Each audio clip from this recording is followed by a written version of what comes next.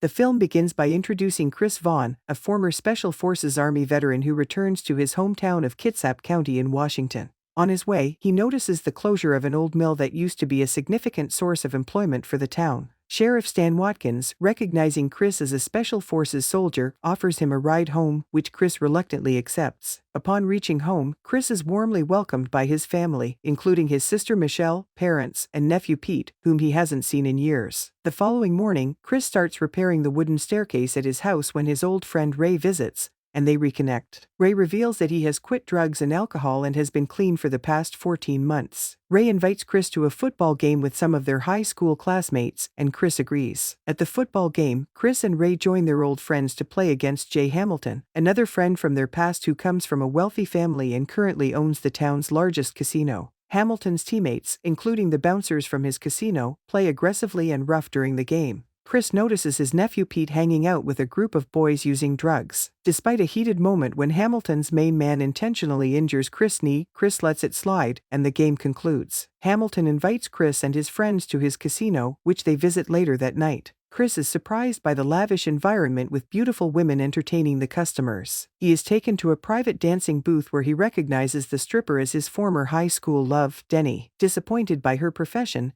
Chris rejoins his friends on the casino floor. He confronts a cheating dealer but ends up in a fight with the bouncers, who overpower and torture him before leaving him for dead on the side of the road. Chris miraculously survives and seeks help from a passing truck. He is hospitalized and eventually recovers. Back at home, Chris enjoys spending time with Ray and Pete, who helps him with his recovery. Chris advises Pete to stay away from his drug-addicted friends, but Pete ignores the advice. Meanwhile, Chris decides to take action against the illicit activities of Hamilton's casino. He reports the incident to Sheriff Watkins, only to discover that the case has already been examined, but insufficient evidence exists to punish Hamilton's security guards or close the casino. Watkins explains that since the closure of the mill, the casino has become the town's main source of revenue, making it untouchable. Frustrated, Chris plans to expose the casino's activities himself. However, things take a turn when Chris learns that Pete has suffered a drug overdose, having consumed crystal meth supplied by the casino's security guards. Enraged, Chris takes his old shotgun and heads to the casino. Despite his father's attempt to stop him, Chris enters the casino and causes havoc by smashing the gambling machines. He fights the guards using a wooden log, retrieves his Special Forces locket, and escapes but is subsequently arrested by the police. At the police station, Chris dismisses his lawyer, suspecting collusion with Hamilton, and decides to represent himself. During the court hearing, he exposes Hamilton's casino as a drug distributor and presents his wounds inflicted by Hamilton's main man, Booth. The jury finds in favor of Chris, leading to his release. Fast forward, Chris becomes the town's new sheriff and fires all the corrupt deputies, starting fresh. He confronts Hamilton during a traffic stop,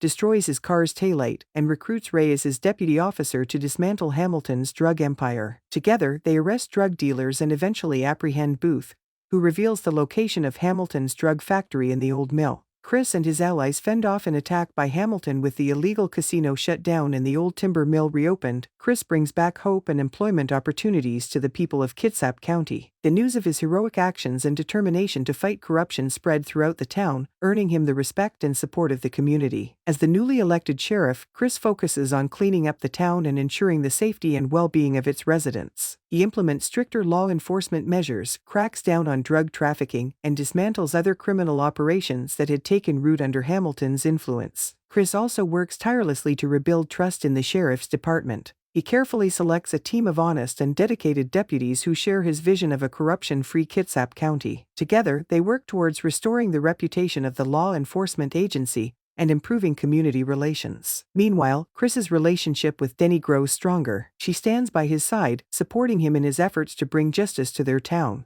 Denny finds a new sense of purpose in her life, inspired by Chris's determination and the positive changes he brings about. As time passes, Kitsap County begins to flourish once again. The reopened timber mill provides employment opportunities, giving the townspeople a renewed sense of pride and stability. The community rallies behind Chris, grateful for his unwavering commitment to their well-being. Eventually, Chris's actions and reputation extend beyond Kitsap County. His story becomes an inspiration to others fighting against corruption and injustice in their own communities. He receives recognition for his bravery and leadership, becoming a symbol of hope and resilience. The movie concludes with a scene of Chris addressing the townspeople, standing before the revitalized timber mill. He expresses his gratitude for their support and assures them that their voices have been heard. Chris reaffirms his dedication to keeping Kitsap County safe, promising to continue working tirelessly for the betterment of their community. As the camera pans out, we see the townspeople applauding and embracing the new era of justice and prosperity with Chris Vaughn at the helm. The movie ends on a hopeful note, emphasizing the power